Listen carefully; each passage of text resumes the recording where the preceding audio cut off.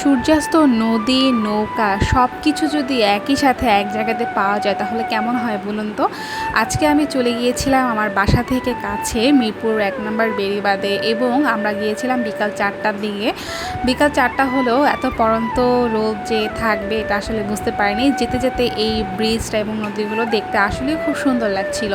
আমরা নৌকায় ওঠার জন্য এই ক্যাফের ভিতর থেকে যাচ্ছিলাম। এই ক্যাফেটা দেখতে খুব ভালো লাগছিল। আশেপাশে বসে ওয়েদারটা উপভোগ করার জন্য ওনারা খুব সুন্দর সুন্দর প্লেস মানে রেডি করে রেখেছে। আমার কাছে খুবই ভালো লেগেছে এবং এখানে আপনি চা, কফি, স্ন্যাক্স থেকে শুরু করে আইসক্রিম সব কিছু এখানে বসে খেতে খেতে আপনি প্রাকৃতিক মনোরম দৃশ্য উপভোগ করতে পারবেন এবং এইখানে অনেক নৌকা এবং ট্রলার আপনার আছে নদীটাকে ঘুরে দেখানোর জন্য। আপনাকে নৌকাতে ওঠার জন্য একটু দামাদামি করে নিতে হবে। ওনারা একটু প্রথমেই অনেক বেশি চায়। আমরা দামাদামি করে ১ ঘন্টার জন্য ২০০ টাকা করে একটা নৌকা আমরা ভাড়া করেছিলাম এবং অনেক পরে দেখেছিলাম যে ট্রলারগুলো পাওয়া যায়। এই ট্রলারগুলোতে ৫০ টাকা করে জনপ্রতি আপনাকে গ্রামের সাইড যেটাকে গোলাপ বাগান বলে ওখানে ওনারা ঘুরিয়ে নিয়ে আসে।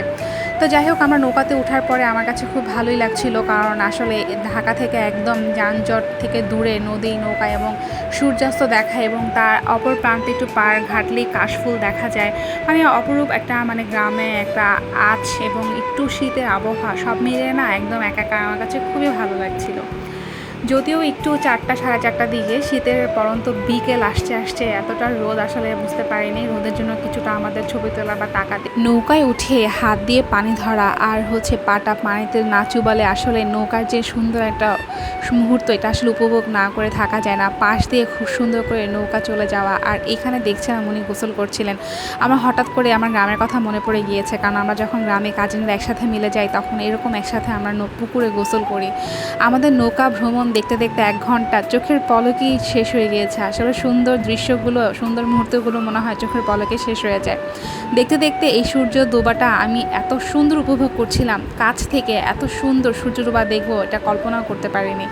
বিকেল হলে এখানে অনেক পর্যটক দেখা যায় চোখে পড়ার মতো। এখানে সবাই বেসিক্যালি নৌকা এবং ট্রলারে ভ্রমণ করার জন্য সবাই চলে আসে। আসলে আমাদের যান্ত্রিক এই শহরের রেস্টুরেন্ট ছাড়া ঘোরার মতো আসলে কোনো প্লেস নেই, যার কারণে এটা এখন ভালো একটা ঘোরার মানে প্লেস হয়ে উঠেছে। আর এটা হচ্ছে একটা ওয়াকিং ব্রিজ, যেটা কিনা অনেক লম্বা। এটা চোখে পড়ার শেষ বা শুরু কোথায় আসলে আমি বুঝতে পারছি না। এবং এখানে দাঁড়িয়ে সূর্য ডোবা এবং ট্রলার নৌকা যাওয়া দেখাটা খুবই ভালো লাগে। এবং এগুলোর আশেপাশে অনেক সুন্দর ক্যাফে গড়ে উঠেছে, যেখানে আপনি স্ন্যাক্স বা যে কোনো কিছু আপনি খেতে পারবেন। এবং এটার মাঝখানে আমি কিছু সুন্দর সুন্দর ছবি তুলে ক্যাপচার করে নিয়েছিলাম, যেটা কিনা আমার খুবই ভালো লেগেছিল।